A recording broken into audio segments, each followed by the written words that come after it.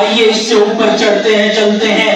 آپ کو ایک انسان نظر آئے گا اپنے گھر کی چھت پر، اس نے 40 سال تک عشاء کے وضو سے فجر کی نماز پڑھ لی، حتیٰ کہ قریب ہمسائے میں ایک بچے نے ان کی وفات کے بعد پوچھا، ابا جان یہ ہمسائے کے گھر میں مجھے چھت پر ایک ستون نظر آتا تھا، پچھلے کچھ دنوں سے وہ ستون نظر نہیں آ رہا۔ اس وقت باپ نے کہا، بیٹا وہ ستون نہیں تھا، وہ امام ابو حنیفہ تھے جو ساری رات عبادت میں گزار دیتے تھے۔ امام ابو حنیفہ کی حالات زندگی میں لکھا ہے، آپ روزانہ ایک قرآن مجید پڑھ لیا کرتے تھے۔ جب فقہ کی تدوین کا معاملہ زیادہ آیا، مصروفیت زیادہ ہو گئی، 3 دن میں ایک قرآن پڑھا کرتے تھے۔ فقط رمضان المبارک کے ایک مہینے میں 61 مرتبہ مکمل قرآن پڑھ لیا کرتے تھے۔ اللہ کے قرآن کے ساتھ اتنی محبت تھی۔ امام ابو حنیفہ نے جو مسائل لکھوا دیے اپنی زندگی میں، ان کی تعداد 12 لاکھ تک پہنچتی ہے۔ آپ نے ہزاروں لوگوں سے علم حدیث حاصل کیا۔ اللہ رب العزت نے آپ کو تابعی بنایا۔ آپ نے صحابہ کرام کی زیارت بھی کی، صحابہ کرام سے حدیث کو بھی سنا، اپنی زندگی میں 55 حج کیے۔ اللہ رب العزت نے ایسا مقام عطا فرمایا کہ بڑے بڑے علماء آپ کے شاگردوں میں شامل ہیں۔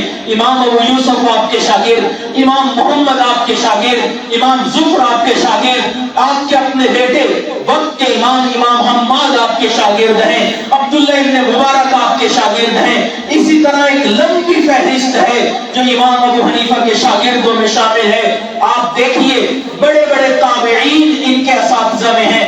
آپ نے حدیث سنی حضرت انس رضی اللہ تعالیٰ عنہ سے، ان کی زیارت بھی کی۔ آپ کو اللہ نے تابعی کا مقام عطا فرمایا۔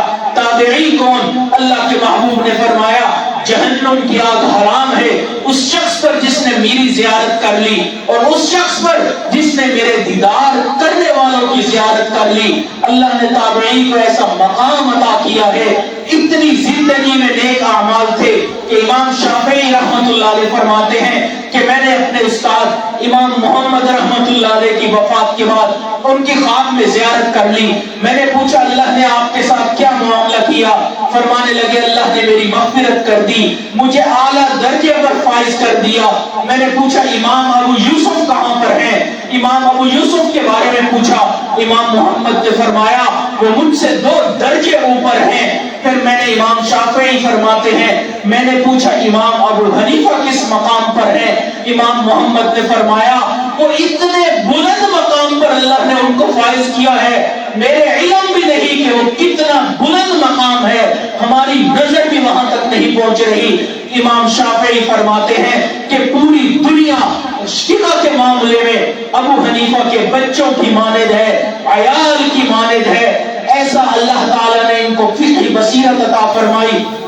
وقت کے محدث بھی ہیں، اپنی زندگی کا آخری حج کرنے کے لیے گئے، بیت اللہ شریف کے اندر حضرت نے 2 رکعت کی نیت باندھ لی، 2 رکعت کے اندر پورے کا پورا قرآن مجید پڑھ ڈالا۔ اس کے بعد دعا کے لیے ہاتھ اٹھائے، کوئی ایسی ویسی دعا نہیں کی، کوئی عمل پیش نہیں کیا، فقط ایک جملہ کہا، ما عبدناک حق عبادتی، اللہ جیسی آپ کی عبادت کرنے کا حق تھا میں وہ حق ادا نہیں کر سکا۔ تو آپ اندازہ لگائیں یہ ہمارے اسلاف تھے، یہ ہمارے اکابرین تھے جو اللہ رب العزت کی خشیت کو جانتے تھے، ڈر کو جانتے تھے، سمجھتے تھے کہ اس بارگاہ میں کوئی عمل پیش نہیں کیا جا سکتا۔